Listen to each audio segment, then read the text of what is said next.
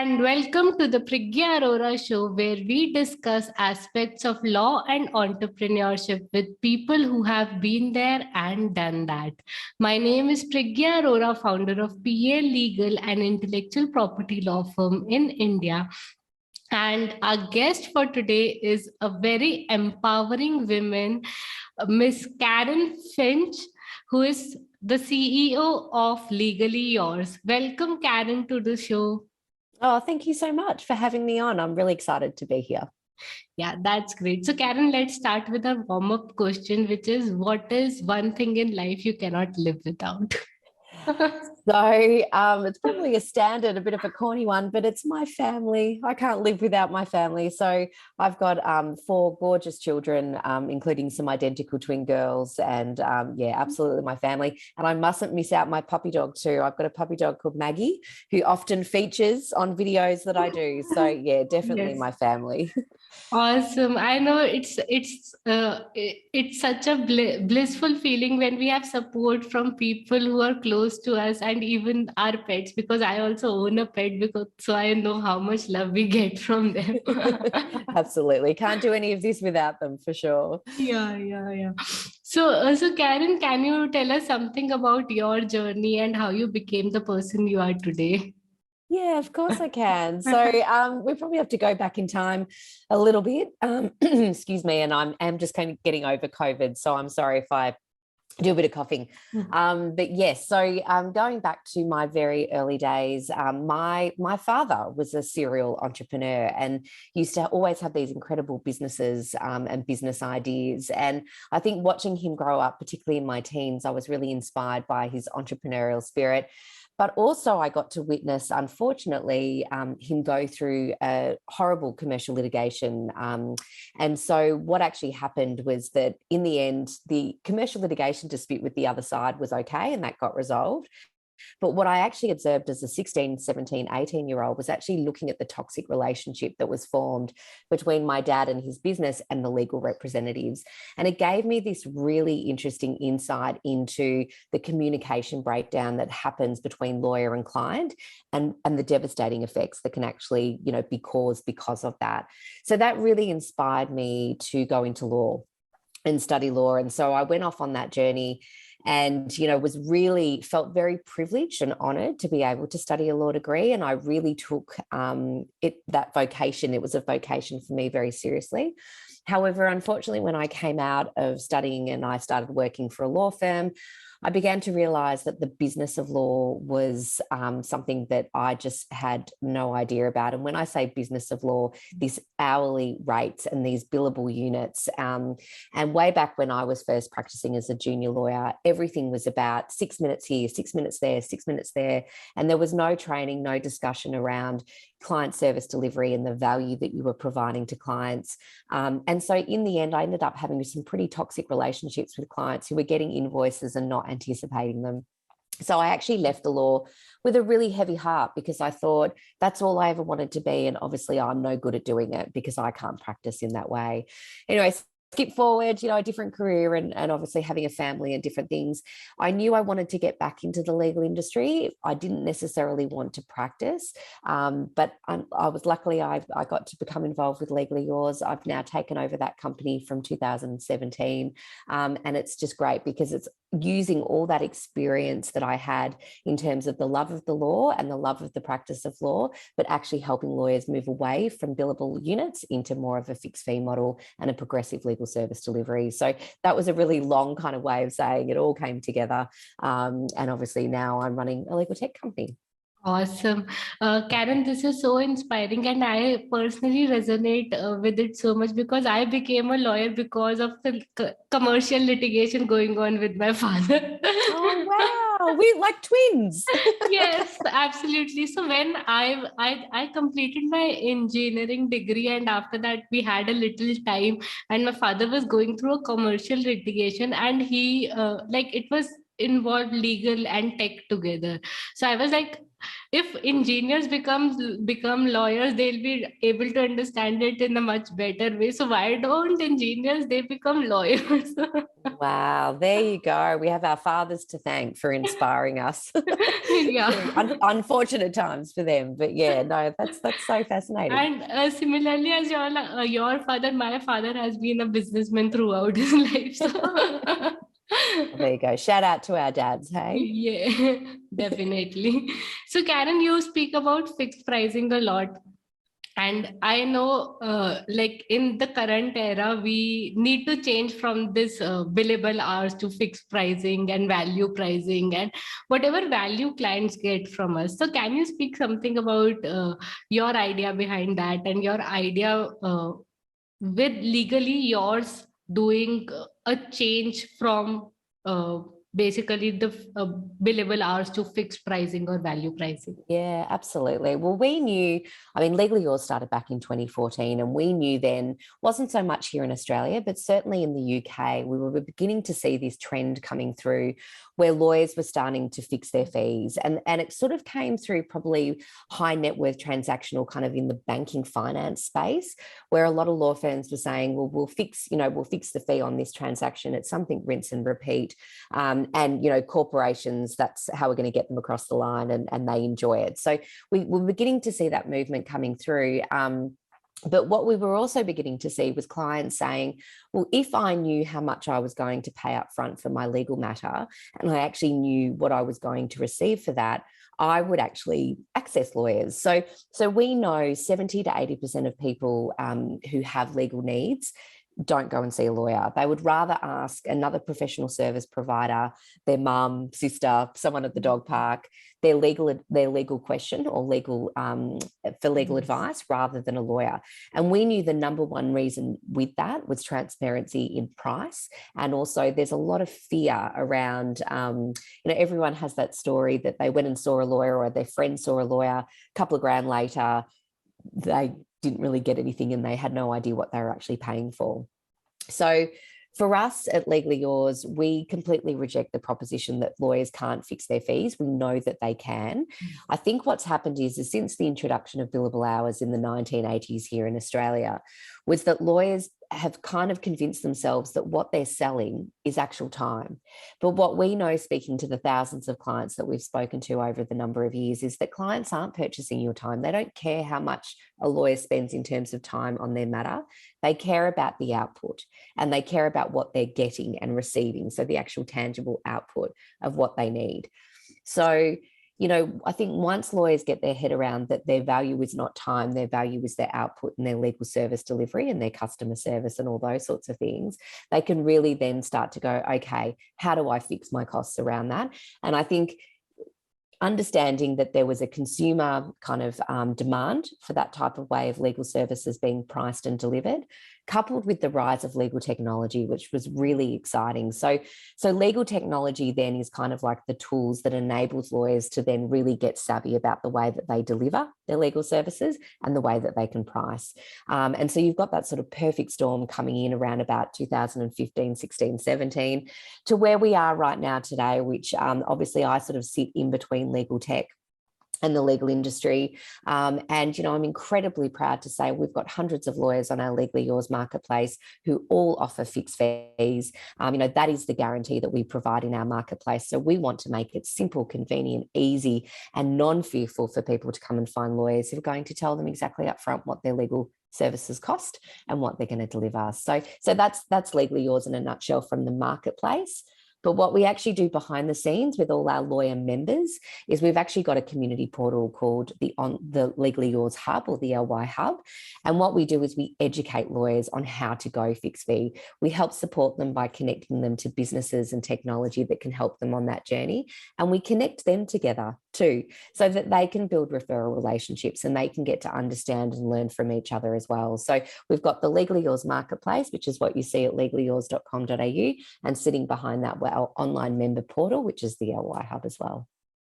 Awesome, Karen. So, Karen, there, like one concern which I have with fixed pricing, like I am a supporter of fixed pricing always, but coming to, for example, my field, some of the patent drafts are very simple to write, and they might take, we might complete it within a day, but some might be very intricate, and machines would be very complex, and we would take 10 to 15 days to complete that work.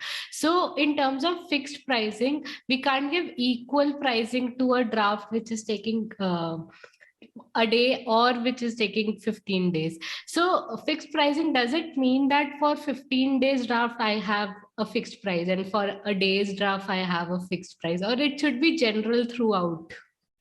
No, so fixed pricing, it's all about the value that you're delivering to the Yeah. client, and value is subjective to each individual client. So ironically, what we sort of say to lawyers is that you do have to spend a bit of time at the beginning understanding what the value of the legal service is to that client. Mm-hmm. Now, obviously the value to the first scenario that you mentioned, which is you can do it within a day, there's a different value to that because it's not as complex. It's probably not as difficult and what they're asking. So therefore the value is at one point, and that's the value to that client. So you price it to that. Whereas when you've got someone who's got something that's going to take 2 weeks, well, that's a very different proposition. And the value of what you need to do for that can be priced differently for that client because there's a different value to it. So it's really understanding not only what you're delivering in terms of the legal service and how you can package it up and how you deliver that, but also what that value is to that individual client. So, we often say value pricing and fixed pricing, it's an art form. It's not a mathematical equation that's a rinse or repeat. Of course, there are some areas like, say, for instance, a will, you might be able to say, okay, for a will for this type of client, it costs X amount. So you can do certain things like that. Yeah. But really understanding who you're delivering that legal service to and what that value is to that client is going to help you on your, fixed pricing and value pricing journey. Wow, awesome. So I think this clarifies a lot, like it, I think it is a general query of all lawyers. So it will clarify it to a greater extent, that it doesn't mean that you do all the cases at the fixed price, but it just means that you are valuing your clients, you are understanding them, and then proposing a fixed Absolutely. price. And there's an incredible person in Australia who's a bit of a legend in this space. So if anyone wants to follow him, his name is John Chisholm, Chisholm. He's absolutely incredible. The content and articles that he writes on this topic, but he is our sort of number one go-to, and I've learned so much about this from him. So I'd highly recommend following him on LinkedIn. Wow. So people do follow him on LinkedIn, and we'll also tag him on our post whenever we post this. So, Perfect. so Karen, now coming to you and women of Australian legal tech. So you have been leading that as well. So what made you attracted towards that cause, and how you went through about it? And we'll talk Yeah. about that in questions to follow. Absolutely. No, I'm really, really excited. So I've been, I've been sitting on the board of the Australian Legal Tech Association now for a number of years. And the Women of Australian Legal Tech has really been sort of more about us sort of coming together as a community. So the females in legal tech and females in law, and sort of being able to get to know each other. So it's been more of a networking type kind of initiative within the Australian Legal Tech Association. So that's alta.law. However, last year we decided that that just wasn't enough, that networking and sort of getting together wasn't really going to fulfill our mission of really making females in legal tech and women in legal tech really come out of the shadows and be visible. So we commissioned a report with the assistance of PEXA, which is a huge legal tech company here in Australia, prop tech company. And we basically did a whole data piece around, looking at, why women in legal tech are so underrepresented, why we're so underfunded, and what are the actions that we can actually do as an association to help make women, female voices heard more clearly, make us more visible, and help us with our funding situation. So WALTA is officially launching, I'm so excited to say, on the 28th of April, so a bit later this month. Yay, so excited. So we're having a big party and a big celebration. And what we're actually going to do is we are committed to the next 12 months of bringing 3 initiatives into fruition. One is what we're calling our WALTA Collective Funding Co-op. So we're really looking at ways that we can educate our female founders in legal tech, help them with their funding situation, but also educate the investor market around who these women are, that maybe their companies aren't structured in the way that you would normally see perhaps in our male colleagues' legal tech companies. So really helping educate and match together on both fronts, and hopefully make some inroads in that just, terrible statistic which says that only 2% of global funds ever get down to female founders in tech in general. So we want to make an inroads into that. Our other 2 initiatives is a resource hub. So where we can almost write like a playbook that we can give to the future women of legal tech and say, here it is. Read it, learn from our stories, here are all the little kind of tips, tricks, hints and pointers that we want to give you, and let's share all that information. So I think that's something that men do probably a lot better than women, is they're really good at sharing information and really good at having these really robust networking relationships that perhaps women traditionally haven't been able to do because we've been too busy running families and all the rest of it. So we want to kind of bring that to the table in our resource hub. And finally, we're really excited about doing a directory, but it's a directory with a difference. So one of the observations we had on our WALTA research report, which is you can actually find at alta.law, which is called Legal Tech Diversity, It's Time for Action. Essentially what we found was that people couldn't even, we interviewed a whole heap of our stakeholders and investors and different things. They couldn't even name one woman in legal tech founder. And we thought that was absolutely just horrific. So with this directory, what we really want to do is put front and center the women behind the legal tech companies. We'll do that with a number of ways, such as, obviously photos and podcast interviews and videos and stories, and really showcase that we are the women of Australian legal tech. And one of my greatest hopes is that we can inspire, perhaps there's a whole heap of women, young lawyers, young female lawyers sitting out there going, you know what, I'm interested, I've got a great brilliant legal tech idea, but I just don't have the confidence to do it. And we want to inspire them and say, come and do it, come and take the plunge, take the leap, and we are your community that can surround you. So that's the Women of Australian Legal Tech. And yeah, as I said, 28th of April, we're launching officially. So very excited. Awesome. So we'll give you a shout out on 28th of April from India. Oh, thank you so much. Thank you. Thank you. And I know this cause is so important, and I think it should just flow throughout the world, because as you said, while I go in networking events, it's mostly the ratio would be 1:8 or 1:9. Like there would be 1 woman and 9 guys around. So the ratio is that high. And sometimes it's feel like, okay, am I doing something right, or whether should I be at home and sit comfortably and work from there? But then it's like, I feel like if I don't take that leap and go out, then why would other women do? So it's absolutely. We work off the mantra, you can't be what you can't see.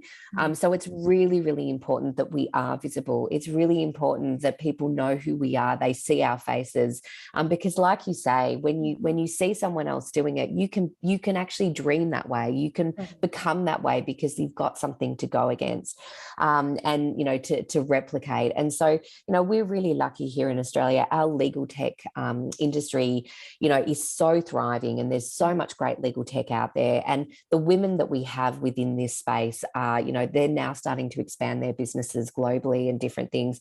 We just want to show them, we want to shine the light on them, and we want to make them more visible so that, like I said, we can pave the future and pave the pathway for the future of women legal tech coming up. Wow, awesome. So Karen, have you personally felt some disassociation or anything from your male colleagues? Like, yeah. Absolutely, I have. And I've been sort of doing this for nearly 6 years now.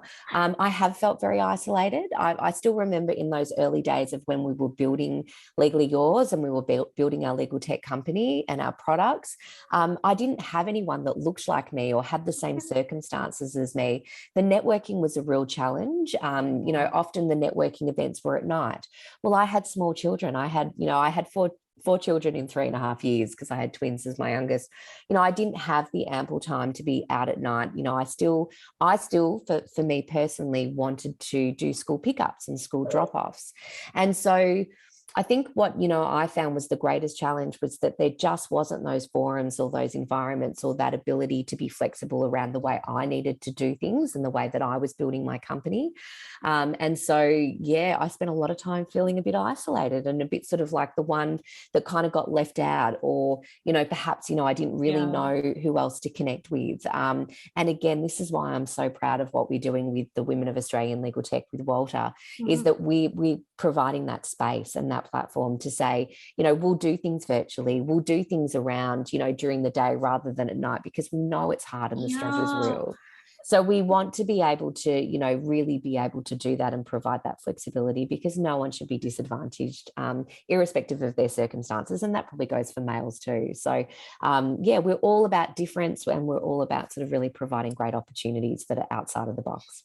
Awesome, Karen. I think you have put it very rightly. Like in India also, whenever I have a community of women around and we go to a networking event, everybody's problem is, oh my God, it's nighttime and it's too difficult because we have to see our families, and family comes first. So it's not their problem also. But then I feel like, why are all networking events kept at night?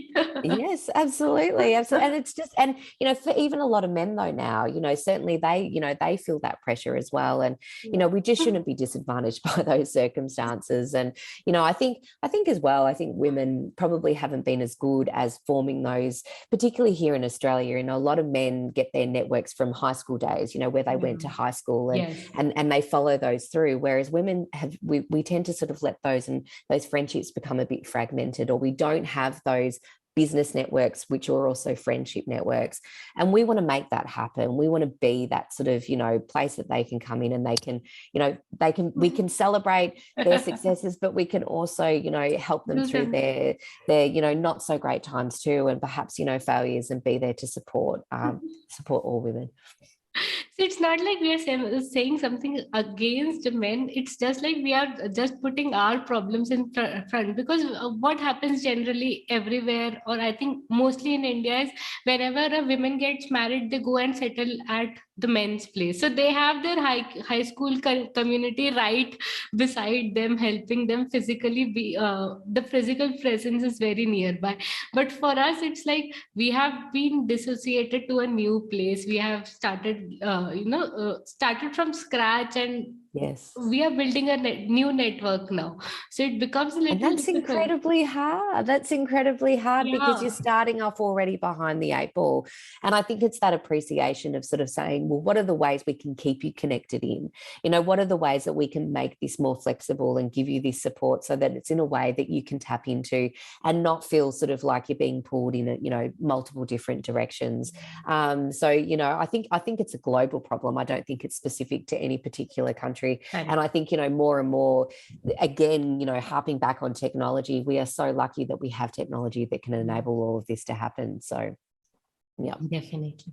So now, Karen, coming back to you, what is like, how do you manage stuff together? Like there is a lot. There is a family. There is Legally Yours. There is WALTA. There are other networking events. So how do you stay on track and you stay motivated?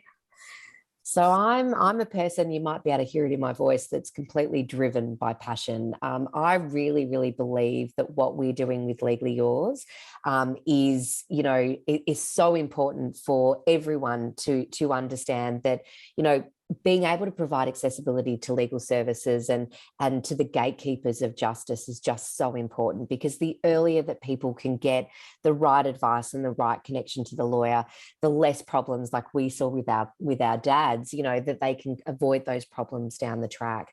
So I am just purely driven by passion. I'm not one of these people that says that you can have it all. I think that you can have it all, but maybe at different times during the day or different times during the week.